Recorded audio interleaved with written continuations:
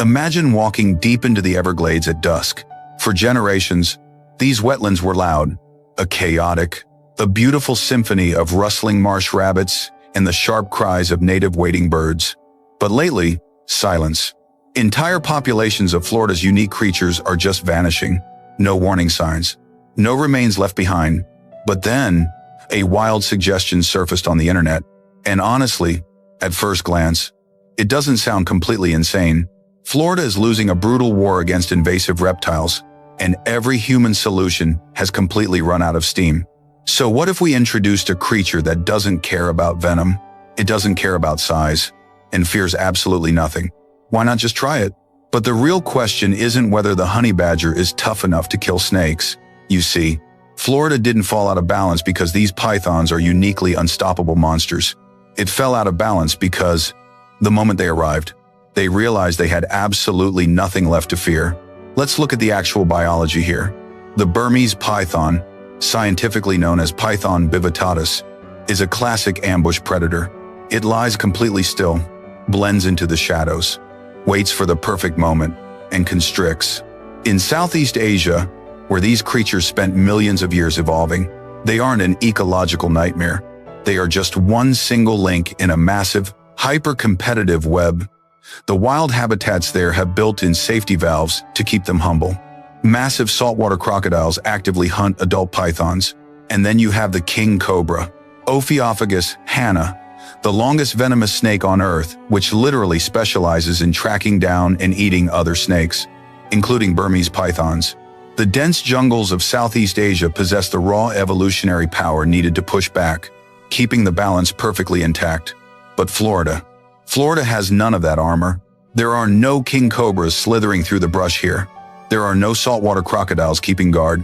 Sure, a Native American alligator, Alligator mississippiensis, is plenty big enough to snap up a juvenile python.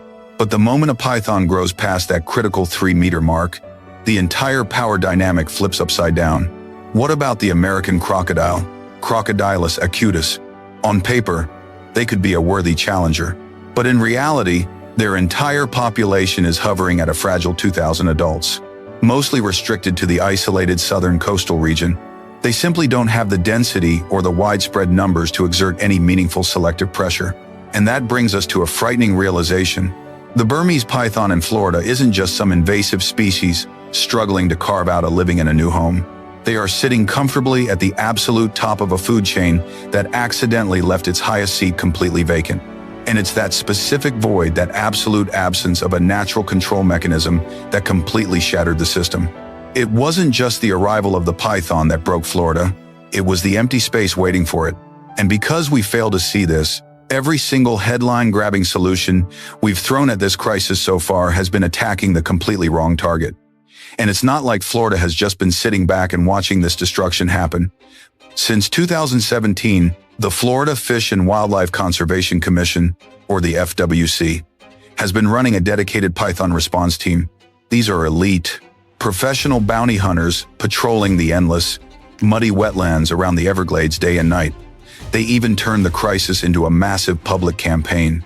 Look at the 2021 Python Elimination Tournament. It managed to attract over 800 eager participants who spent 10 intense days wading through the suffocating swamps. The grand total of their efforts, they caught 223 snakes. Now, 223 pythons in just 10 days sounds incredibly impressive. It feels like a definitive victory, until, that is, if you stack that number right against the actual population estimates, we are talking about tens of thousands, and according to some ecological models, potentially up to 300,000 pythons hiding out there. Of course, that number is heavily debated, mostly because Burmese pythons are evolutionary ghosts in the swamp. They are virtually invisible in the tall grass, making them nearly impossible to track with standard surveys. So the problem isn't that our hunters lack skill, the problem is a brutal mismatch in scale. Humans are pulling out individual snakes one by one, while the massive reproductive engine of the species remains completely untouched. Look at how they breed. A single female Burmese python can lay anywhere from 12 to 107 eggs in a single clutch. She coils around them, protecting them for an incubation period of about 60 days. And because they have no natural predators in these swamps, absolutely nothing breaks into those nests. Almost every single egg has a clear path to survival. This terrifying math is exactly why money alone hasn't been able to fix the problem. In 2023, Florida allocated a staggering $8.1 million to invasive python control programs, with roughly half of that entire budget dedicated strictly to hunting the Burmese python. The return on that massive investment, the overall population hasn't dropped by a single verifiable metric. It is quite literally like trying to empty a flooding basement with a teaspoon. And that is the exact moment the internet's favorite question starts to whisper. If humans, with all our technology, our millions of dollars, and our absolute determination, cannot break this cycle, is there another creature on Earth that can? It sounds like a perfectly reasonable, logical alternative, and that is precisely what makes it so incredibly dangerous. Meet Mellivora capensis, a member of the Mustelidae family. Its territory stretches all the way from sub-Saharan Africa across to India and Central Asia. On paper, this creature doesn't look like an absolute titan. It weighs a modest 9 to 12 kilograms, with a body length measuring between 60 and 77 centimeters. But it's not the physical size that makes this animal a legend. It's the freakish biological weaponry packed inside that compact frame. And that exact biological dataset is the reason why the proposal to drop them into the Everglades cannot be dismissed right out of hand. First, consider the skin. It is exceptionally thick and ridiculously loose. If a predator grabs a honey badger by the back of the neck, the badger can literally rotate 180 degrees inside its own skin and bite right back at the attacker's face. Then look at the front claws. They are vicious. 4-centimeter blades engineered for tearing through flesh and digging through compacted earth. But the real crown jewel of honey badger biology is its legendary resistance to venom. It regularly turns the world's most lethal cobras into casual afternoon snacks, surviving bites that would instantly stop the heart of mammals 10 times its size. For years, this was treated as a myth, but a 2011 study published in the journal PLOS One finally found the mechanism. Scientists identified a specific mutation in the gene, encoding the nicotinic acetylcholine receptor. It is the exact same molecular defense mechanism found in venomous snakes themselves. It isn't total, magical immunity, but it provides a biological buffer strong enough to keep the badger moving and fighting after a lethal dose. But what does any of this mean when you transport this creature into the context of Florida? See, Burmese pythons aren't venomous. They don't kill with toxins. They kill by crushing. They constrict. So a honey badger wouldn't even need its biochemical shield to survive an encounter. Instead, it would rely on raw speed, freakish stamina, and that loose-skinned body to endure a suffocating squeeze just long enough to deliver a fatal counterstrike to the snake's skull. And this isn't just wild speculation. In its native wilderness, the honey badger routinely hunts and kills python sibe, the African rock python, a massive constrictor that easily matches the size of a mid-grade Burmese python. So, on paper, the hypothesis holds up. The honey badger is not an absurd choice. It has the exact physical toolset required to destroy a python, but we are still asking the wrong question. The real mystery isn't whether a honey badger can kill a python. The question we need to ask is, what happens the day after it actually arrives in Florida? And here's the absolute truth that nobody wants to admit when these viral proposals start making the rounds online. We already established that the Burmese python is tearing Florida apart for one very specific reason. There is a massive structural void in the ecosystem, an empty seat at the top of the food chain. So if we actually throw the honey badger into the mix, we have to look at the exact same equation. What exactly does a honey badger have to fear in the state of Florida?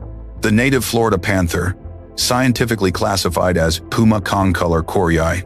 The U.S. Fish and Wildlife Service estimated in 2023 that there are fewer than 200 adult individuals left in the wild, almost entirely isolated to the deep southern wildlands. What about the local bobcat, Lynx rufus floridanus?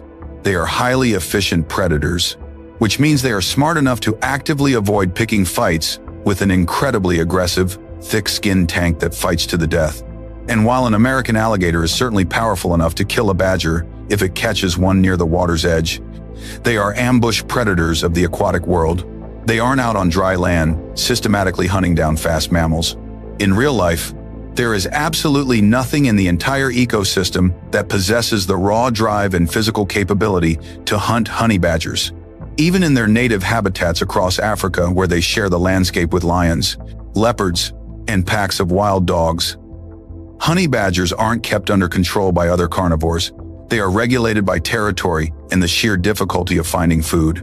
When resources are scarce, their populations naturally plateau. But when you hand them an environment where food is effortless to find and space is completely wide open, their reproductive numbers skyrocket. And Florida happens to be home to over 700 species of land animals, more than 1,000 distinct birds, and at least 68 species of reptiles. To a honey badger, the Everglades wouldn't be a hostile battleground where it has to fight for survival. It would be a golden all-you-can-eat buffet on a scale its ancestors have never experienced in millions of years of evolutionary history. And that brings us to the single biggest flaw in this entire online debate. The internet loves to imagine the honey badger as a hyper-focused, single-minded snake assassin. But field research conducted in South Africa tells a completely different story. Snakes actually make up only about 25% of a honey badger's diet, and that percentage fluctuates wildly depending on what else is around. Wild predators don't care about looking cool for a camera. They care about energy efficiency. Why would a honey badger risk a brutal, exhausting wrestling match with a massive, muscular constrictor when it can just stroll down to the beach and dig up defenseless sea turtle eggs? Why risk a python bite when it can easily raid alligator nests, snap up small native lizards, or devour birds that lay their eggs right on the ground? So the realistic outcome of releasing thousands of honey badgers into Florida isn't some heroic blockbuster movie where they wipe out the python population and restore balance. The reality is much more chaotic.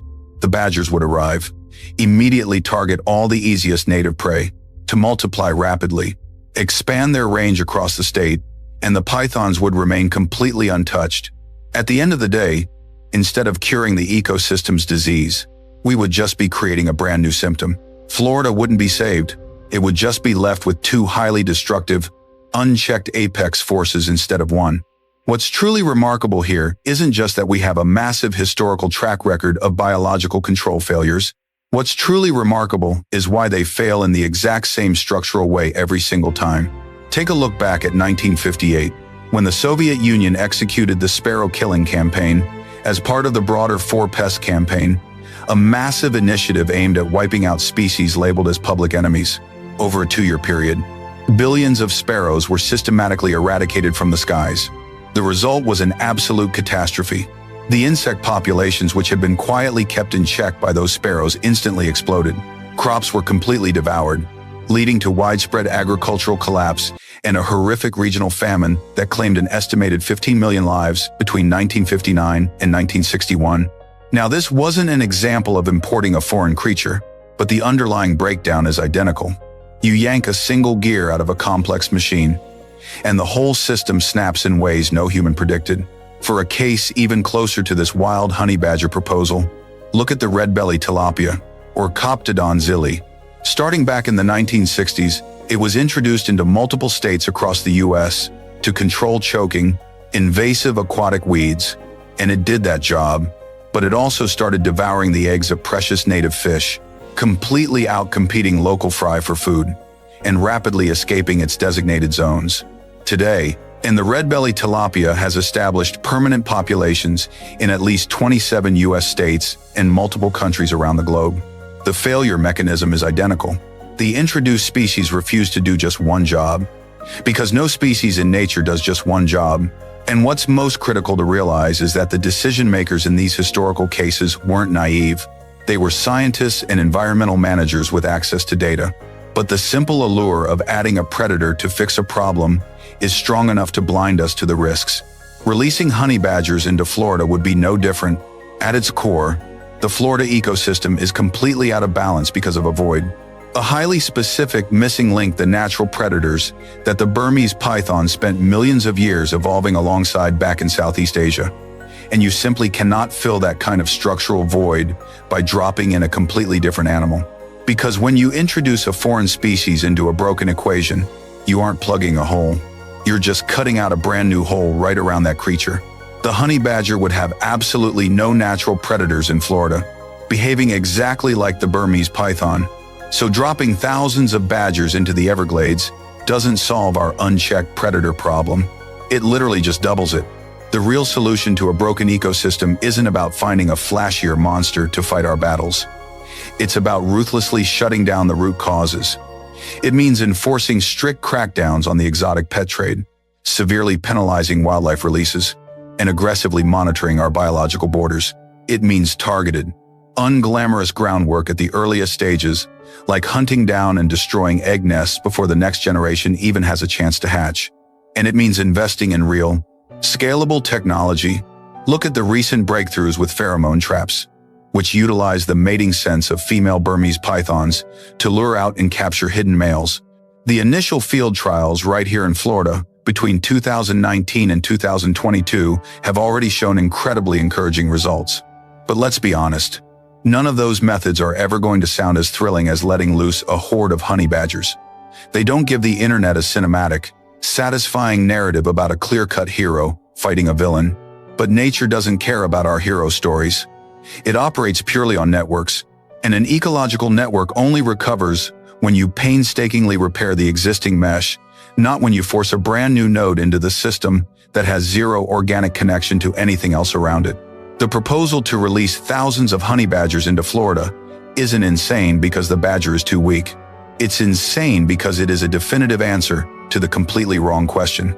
And history shows us that when you apply the right answer to the wrong question, the final result is always far worse than doing nothing at all.